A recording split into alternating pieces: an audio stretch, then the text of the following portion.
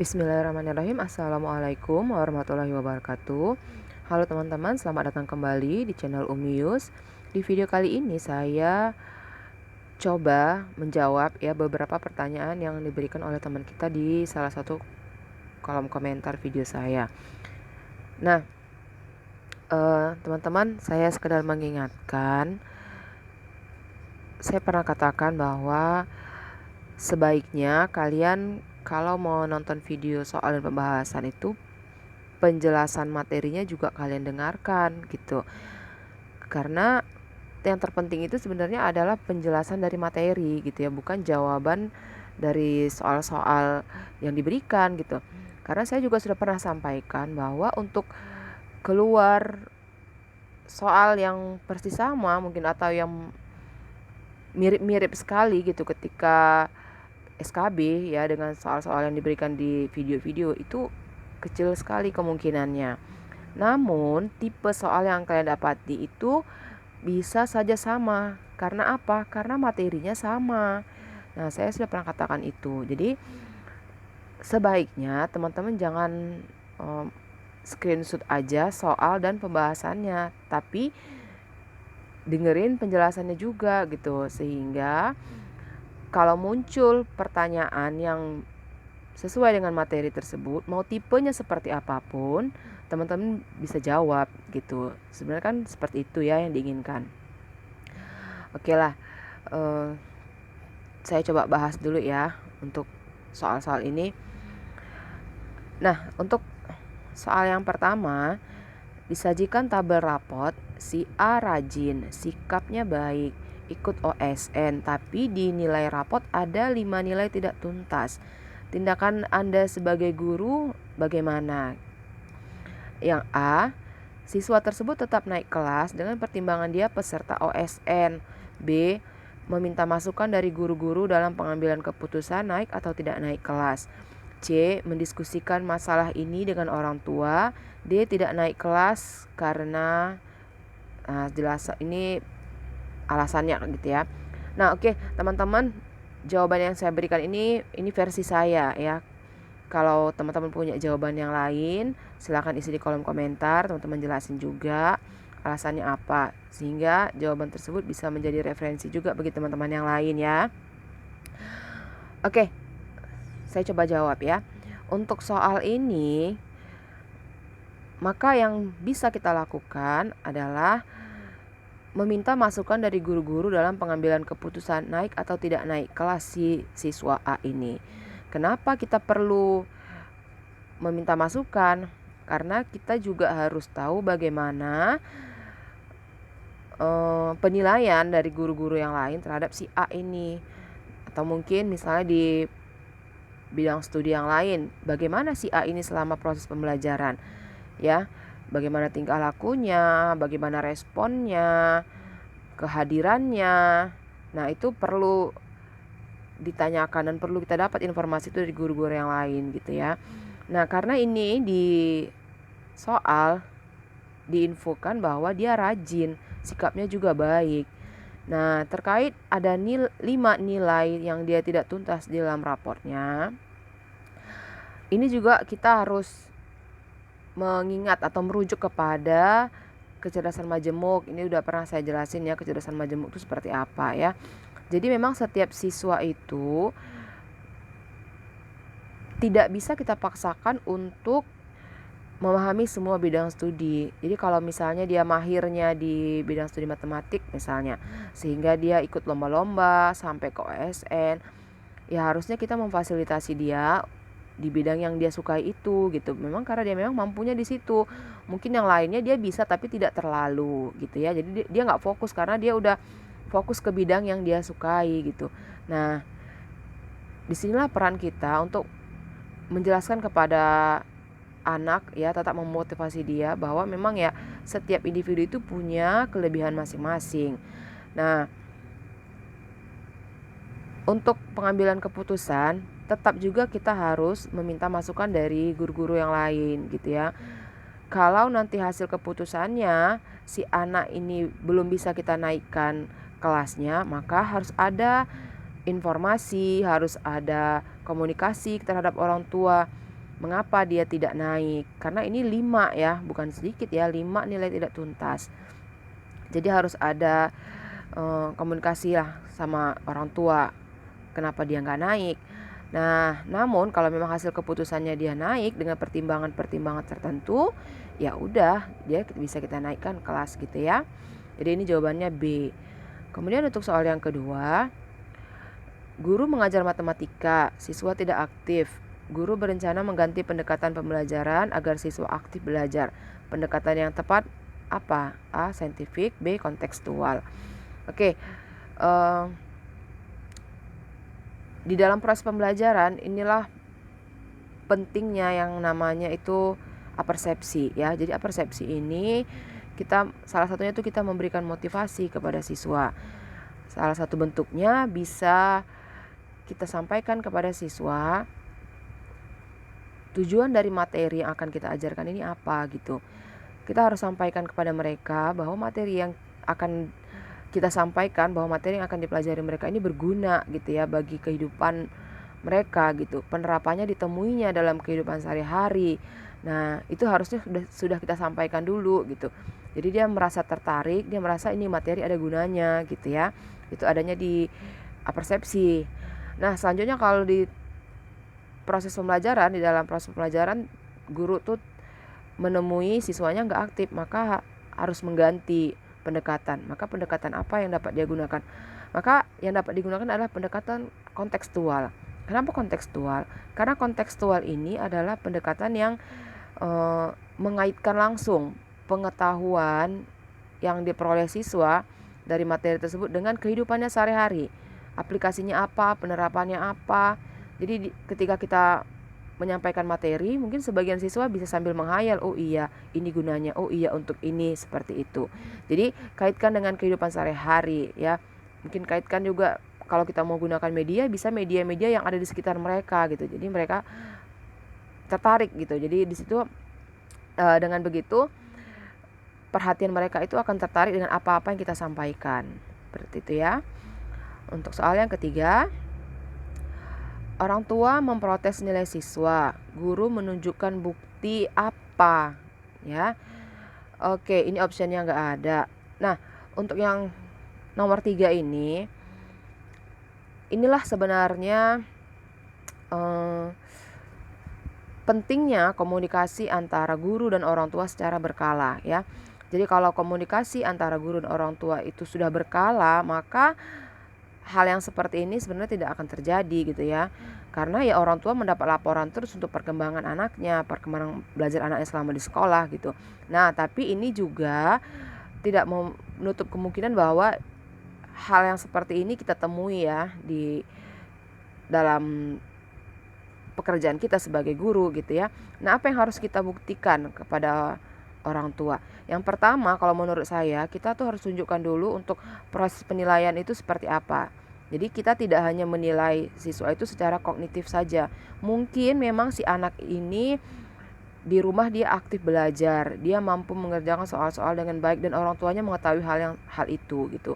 Memang benar, tapi untuk penilaian tidak cukup secara kognitif. Kita jelaskan dulu tuh kepada orang tua bahwa penilaian itu afektif dan psikomotorik juga gitu. Nah, itu yang pertama. Kemudian selanjutnya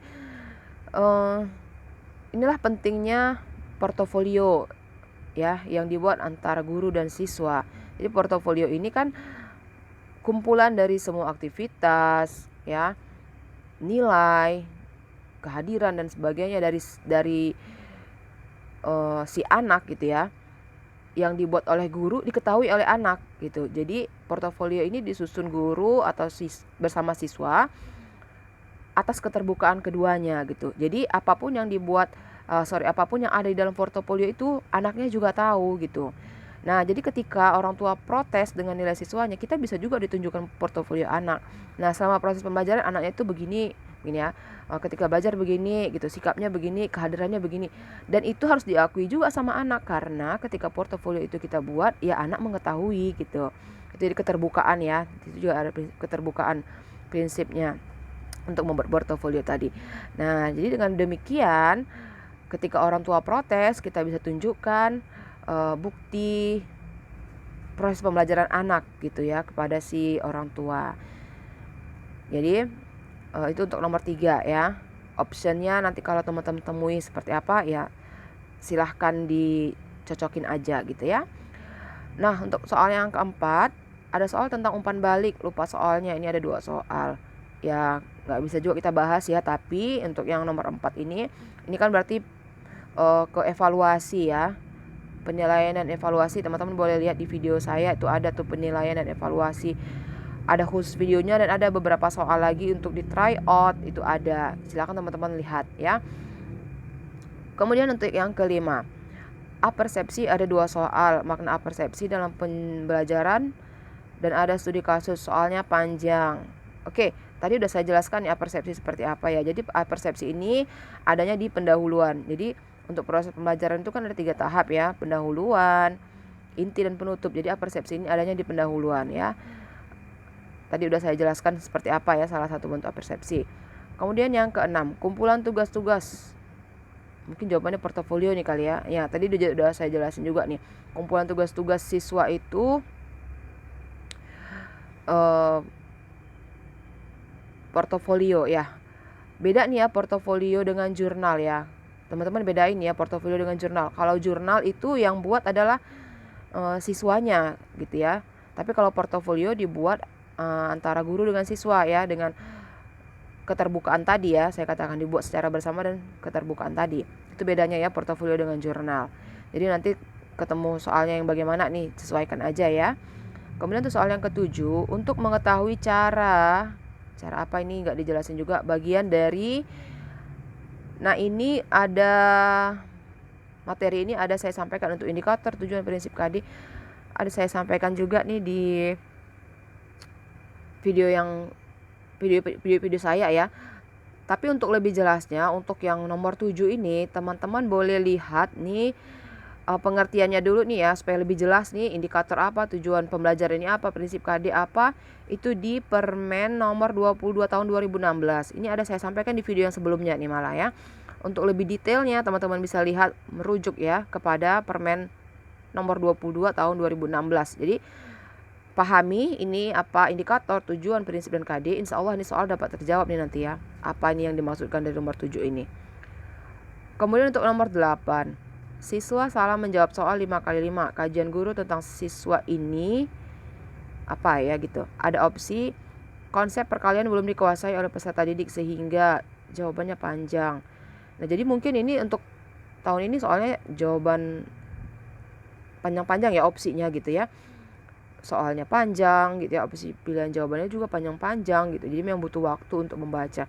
Nah kalau ada soal yang seperti ini ya, inilah dia pentingnya ketika menentukan materi pembelajaran itu ya, menentukan soal yang mau diberikan kepada siswa itu disesuaikan dengan materi gitu ya. Jadi harus relevan dia materi yang sudah kita ajarkan dengan tes yang akan kita berikan. Jadi kalau misalnya materi yang kita berikan masih penjumlahan dan pengurangan yang kita kasih dalam tes itu perkalian, ya siswa bingung gitu.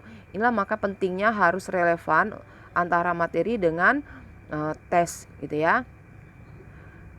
Walaupun jawabannya panjang, ambil saja inti dari opsi itu. Kalau kita kira-kira udah tahu jawabannya, meskipun jawabannya panjang sepertinya ini bisalah terjawab ya.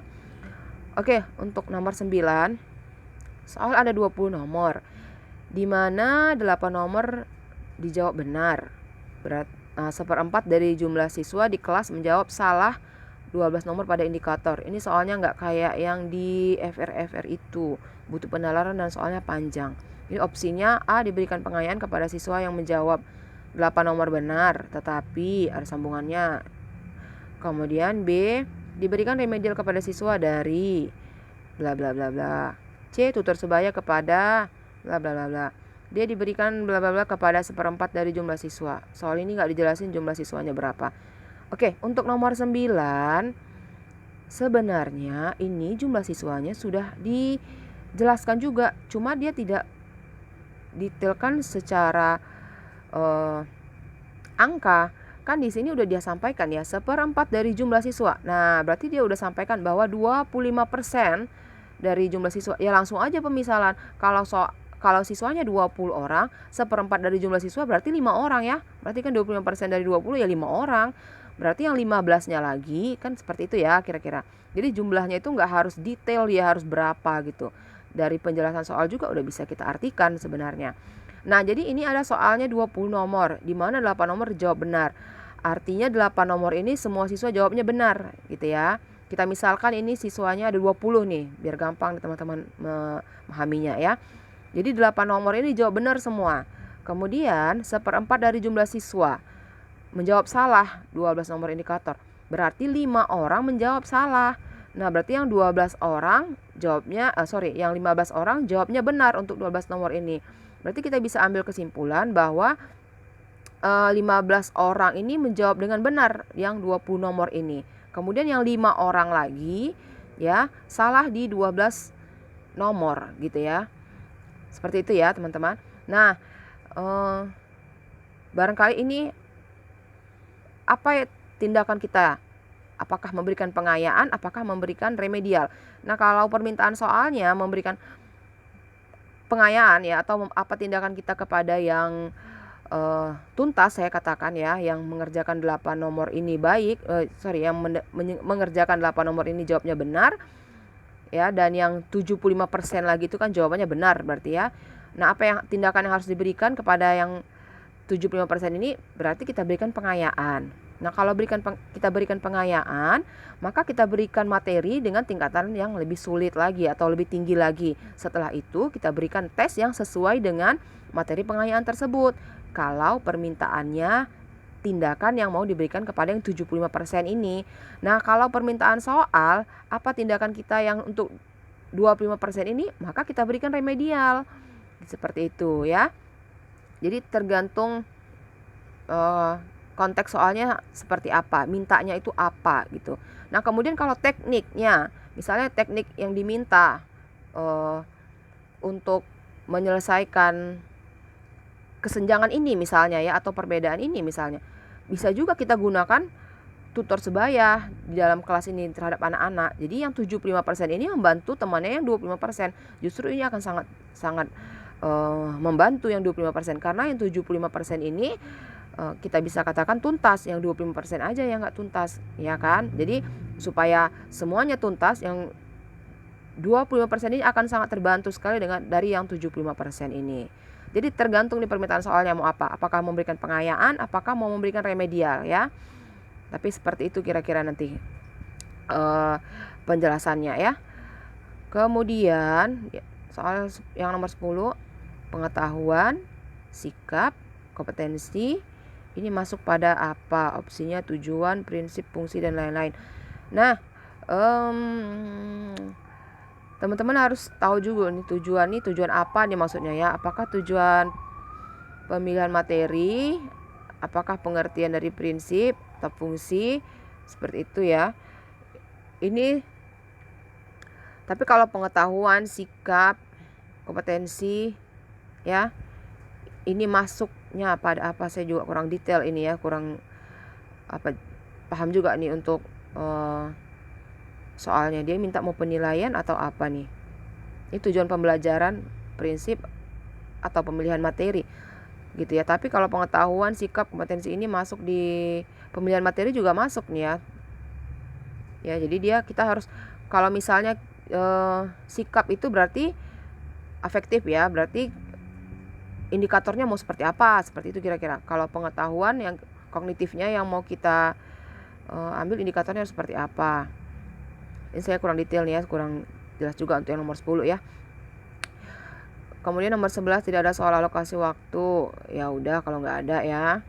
Kemudian yang nomor 12, guru akan memberikan untuk mengetahui apa ini ya, materi barangkali ini ya, mengetahui materi A barangkali ya. Disajikan gambar, ada hubungan dengan soal HOTS. Tes apa yang sesuai? A. Uraian, B. Portofolio, C. Wawancara di pengamatan. Nah, kalau ada gambar ya, berarti tuh lebih cocoknya ke pengamatan ya. Jadi kita memang mengamati gambar. Kalau uraian berarti kan kita menjawab soal ya, ini berarti tes tertulis. Jawaban uraian itu objektif misal ya, objektif. Dia uraian terbatas atau tidak, kira-kira seperti itu ya. Jadi tapi soalnya itu sudah ditentukan jawabannya mau seperti apa. Kalau yang baku seperti apa, kalau yang penjelasan atau uraian pribadi itu seperti apa. Kalau portofolio enggak ya, tadi ini mengumpulkan. Kalau wawancara juga enggak. Kalau wawancara kan kita minta jawabannya secara langsung ya terhadap responden. Jadi kalau menurut saya ini lebih kena ke pengamatan ya. Jadi kita mengamati gambar gitu ya.